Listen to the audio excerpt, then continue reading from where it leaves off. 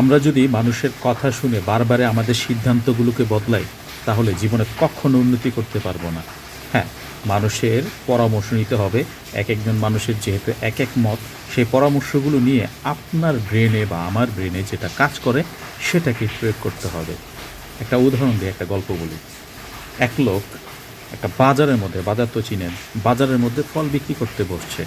তো সে তার পিছনে ব্যানারে লিখে রাখছে এখানে খাঁটি ফল বিক্রি করা হয়। খাঁটি ফল তো বুঝেন, একদম পিওর ফল। তো এক লোক আসলো কিনতে।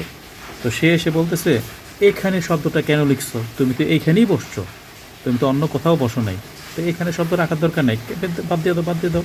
তো সে এখানে শব্দটা কাইটে দিল, কাইটে দিয়ে খাঁটি ফল বিক্রি করা হয়।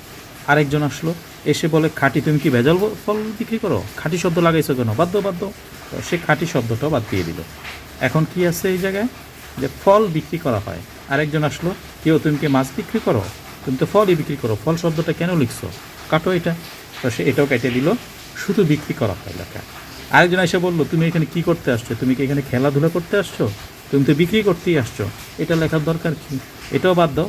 এখন দিন শেষে ওই লোকের ব্যানারে কিচ্ছু লেখা নাই, শুধু ফাঁকা। কিছুক্ষণ পর আরেকজন আসলো, আয়সা বলল কি দোকান দিছো, তোমার ব্যানারে কিচ্ছু লেখা নাই, শুধুই ব্যানারটা লাগাই রাখছো, লেখো লেখো, এখানে কিছু লিখে দাও।